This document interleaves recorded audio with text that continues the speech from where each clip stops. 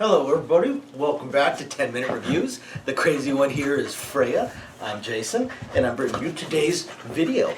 And, uh-oh, she just got the zoomies. Oh boy, crazy dog.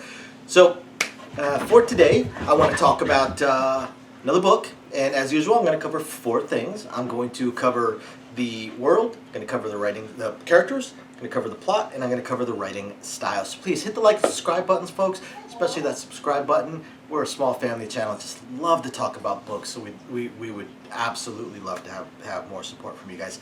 I want to talk about Memoirs of a Supervillain by Stuart Grosse. Now this is going to be a little bit different of a book than other ones that we have reviewed. One of the things we really try for is we try to talk about different genres and the kind of things you aren't normally going to see reviewed or in a video. So, and that's almost all of Stuart Grosse's novels. But I'll get into that in just a minute. So the world is basically modern times world, only with superpowers. There are superpowered beings. In further books, because this is a trilogy, in further books you start getting science fiction-esque as well.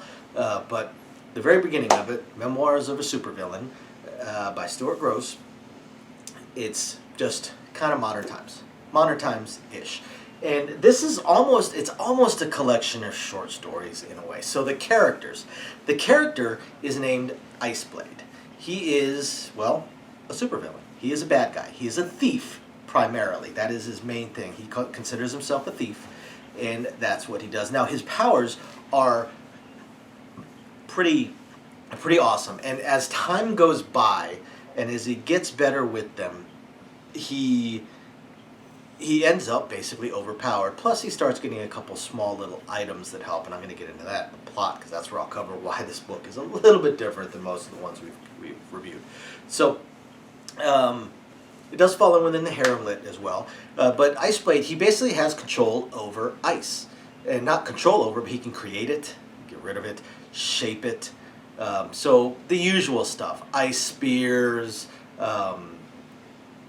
ice blades. I mean, it's called Iceblade.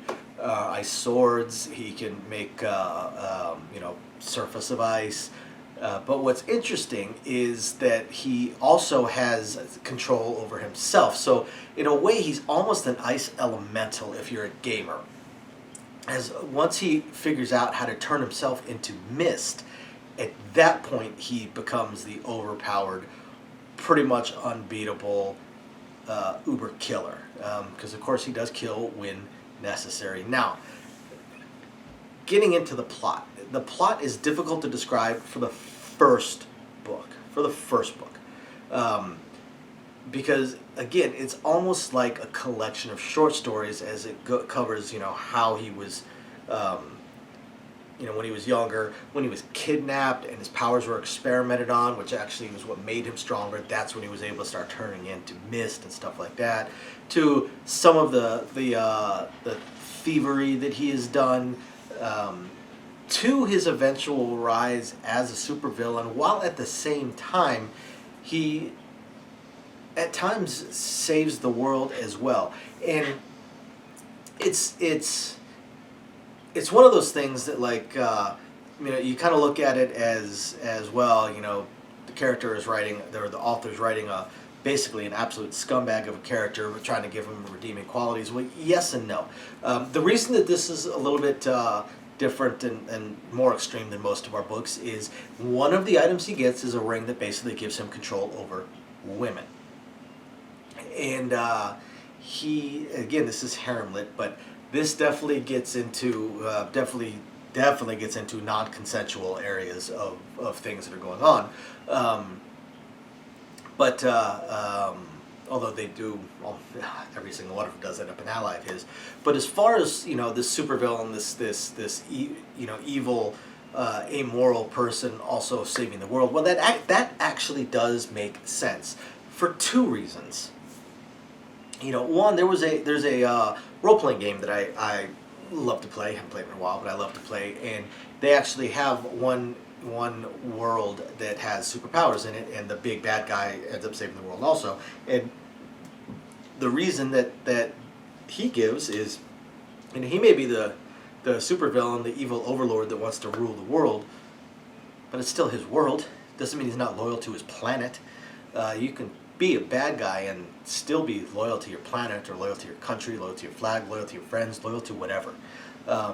Even better is one of my favorite authors. It comes up a couple of times in situations like that where the character has to save the world or go up against the world-ending threat, and they typically use the phrase of, well, all my stuff's on that world. So, even no matter how evil somebody is, there's only so far they're going to go, especially when it comes to self-preservation, I suppose, and their own property, their own stuff.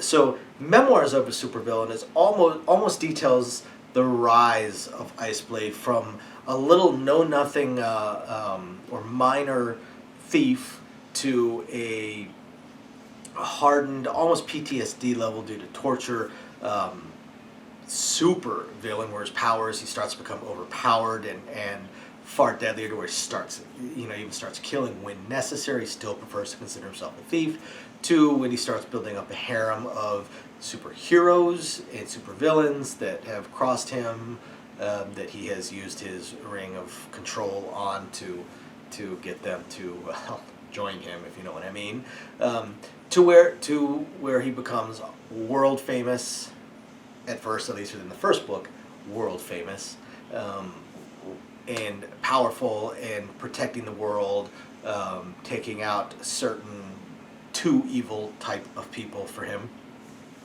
The writing style, Stuart Grosse has a very, very interesting writing style. I'm going to review some more of his books later on, just because we haven't quite touched on this subgenre of the harem subgenre, the bad guys and the truly, truly evil guys. And that seems to be Stuart Grosse's niche. That seems to be what he most writes about.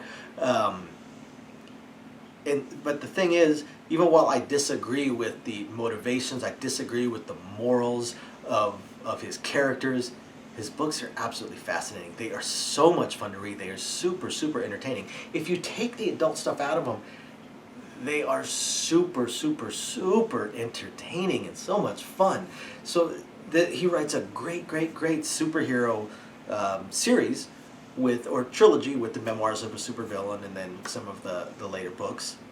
And some of his other books, the same thing. So we're definitely going to be talking about him a lot. It's just a lot of fun. And he writes it really well. He tends to write from the first person's perspective.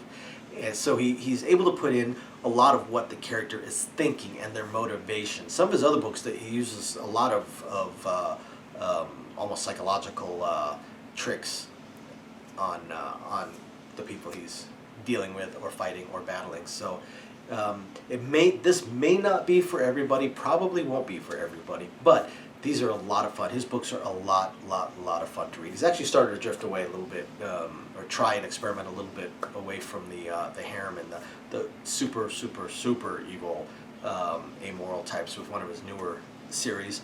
But again, hit the like and subscribe button. If this sounds like something that just might interest you enough to just give it a shot, go check out Memoirs of a Supervillain by Stuart Grosse. Thank you everybody for watching. We will catch you next time. Bye now.